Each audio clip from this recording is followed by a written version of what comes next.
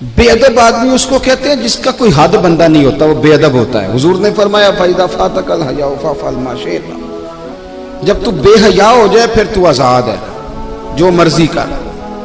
نبی پاک علیہ السلام سے بڑا کوئی نہیں سوائے اللہ کے۔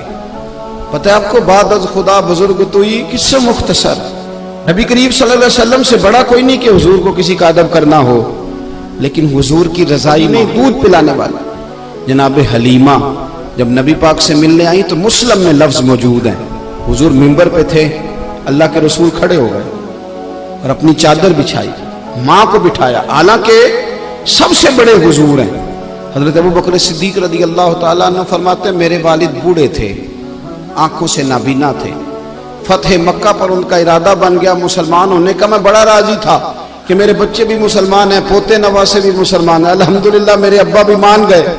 کہتے ہیں جب میں انہیں لے کر کے حضور کی بارگاہ میں گیا نا، نابینا تھے وہ، لے کر کے گیا تو اللہ کے رسول کھڑے ہو گئے اور حضور نے ایسا جملہ کہا کہ میں رو پڑا۔ محبوب فرمانے لگے ابو بکر اگر ان کا ارادہ بن گیا تھا کلمہ پڑھنے کا تو اس بوڑھے کو کیوں تکلیف دی، مجھے بتاتے میں گھر آ کے کلمہ پڑھا جاتا۔ آپ اس کو اعزاز سمجھیں بھائی۔ جو نوجوان کہتا ہے نا میں بڑا تیز ہوں، اب ہمارے ہاں نا بے باکیاں بڑی ہیں، جو منہ میں آیا کہہ کے چھوڑنا ہے۔ کہتا ہے جی میں جی سچی بات کرتا ہوں، جی کسی کو تکلیف بھی ہو تو میں تو کہتا ہوں سچ تو بڑا میٹھا ہوتا ہے، اسے تو تکلیف ہوتی نہیں۔ اصل میں آپ نے سچ میں مرچیں بڑی ڈال دی، اس لیے کہ سامنے والے کو دقت ہوئی ہے، سچ بولنے پر طریقے سے بولے، آپ بے باک نہ بنے، آپ جو منہ میں آتا ہے آپ کہہ دیتے تو ادب کریں۔ استاد قابل ادب ہوتا ہے، ہم نے کالج بھی دیکھا ہے، مدرسہ بھی دیکھا ہے، لیکن چھوٹا سا شکوہ ہے، ہمارے جو بچے ہیں نا مدارس کے، وہ جب ہم جوتے اتارتے ہیں تو ہمارے جوتے سیدھے کرتے ہیں۔ ابھی بھی ہمیں بڑے شکوے ہیں ان بچوں سے بھی، ان میں بھی بڑی غلطی ہیں۔ ہم جب موٹر سائیکل ہمارا استاد سویرے پڑھانے کے لیے آتا ہے تو بچے منت کرتے ہیں ایک دوسرے کی کہ لاؤ میں نے ٹاکی پھیرنی ہے استاد کی موٹر سائیکل، میں نے صاف کرنا۔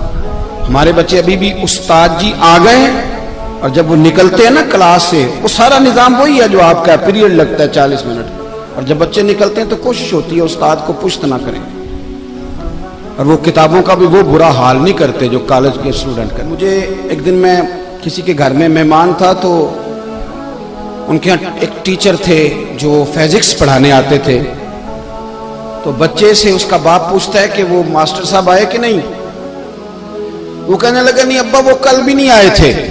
کہنے کیوں نہیں آتا، وہ 5000 روپیہ ٹیوشن لیتا ہے تو آج بھی نہیں آیا وہ۔ میں نے اس کے باپ سے کہا کہ اپنی چائے اٹھا کے لے جائیں، میری تو طبیعت پھیکی ہو گئی ہے۔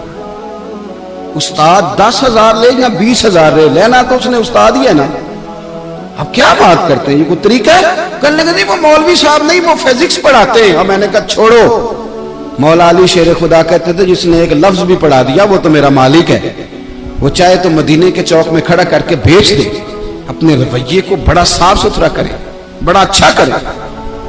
مجھے بتلائیے کہ ایک آدمی matric P T C teacher سے تعلیم حاصل کرے اور خود بعد میں وہ پی ایچ ڈی کر جائے، اس کی تعلیم ڈبل سے بھی اوپر چلی گئی تو وہ پی ایچ ڈی والا استاد رہے گا کہ نہیں رہے گا؟ وہ کہے استاد جی آپ تو مطلب میٹرک پی ٹی سی اور میں نے ایم اے کیا، پھر ایم فل کیا، پھر پی ایچ ڈی کیا، میں کہاں پہنچ گیا؟ ادب کرنا ہے کہ نہیں کرنا؟ ادب آپ کو ٹھنڈا رکھے گا۔ ادب والے لوگ سمٹے ہوئے ہوتے ہیں، ان کے اندر وقار ہوتا ہے۔ امام اعظم ابو حنیفہ رحمۃ اللہ علیہ ایک باغ میں بیٹھ کے کام کر رہے تھے تحریر کا، 2 شاگرد بھی ساتھ تھے۔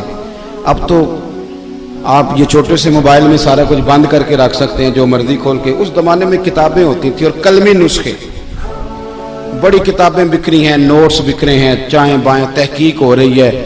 اسماء الرجال ایک باقاعدہ علم ہے، اگر آپ دیکھیں تو ہم بحث کرتے ہیں راویان حدیث پہ، یہ ایک پورا ایک الگ جو ہے وہ اصطلاحات ہیں مدارس کی۔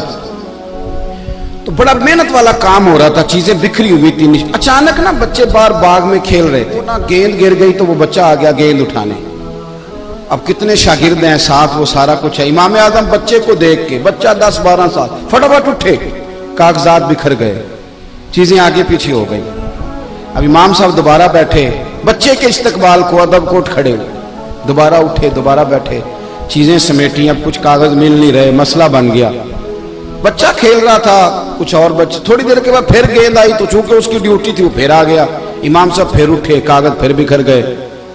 اب وہ ساتھ والے شاگرد بھی زیادہ نہیں نا برداشت کرتے، ایک دو دفعہ تو برداشت کیا، اب تیسری دفعہ بچہ آیا، کاغذات پھر بکھرے، تو امام ابو یوسف کہنے لگے حضور یہ بچہ ہے، یہ پتہ نہیں 20 دفعہ آئے گا، تو کتنی دفعہ چیزیں بکھیریں گے؟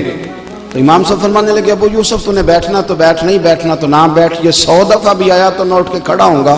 حضور کون ہے یہ بچہ؟ فرمانے لگے میرے استاد کا پوتا ہے، میرے استاد کا۔ ایک پنجابی کا مصرع ہے، اگر آپ کی سمجھ میں آ گیا تو ٹھیک ہے، نہ آیا تو پھر بھی ٹھیک ہے۔ ایک پنجابی کا مصرع ہے، کسی درویش نے کہا تھا اصلاں نال جے نیکی کریے وہ نسلاں تاک نہیں بھول دے، تے بے اصلاں نال نیکی کریے تے پھول کنڈیاں نال تول دے۔ ہمیشہ اساتذہ کے تو لوگ پوتوں نواسوں کا بھی ہے، اور میں دلیل دے سکتا ہوں قرآن پاک سے، وَكَانَ أَبُوهُمَا صَالِحًا۔ ادب نہ چھوڑنا، ادب بڑی اعلیٰ چیز کا نام ہے۔ ادب والے لوگ حسن والے ہوتے ہیں، ان کے لب و لہجے میٹھے ہوتے ہیں، ان سے مل کے ماں باپ، اساتذہ، مشائخ، ہر بندہ راضی ہوتا ہے کہ یہ ادب والا ہے۔ اقبال کہنے لگے ادب پہلا کرینہ ہے محبت کے کرینوں میں، الدین کلہ ادب، دین سارا ادب کا نام۔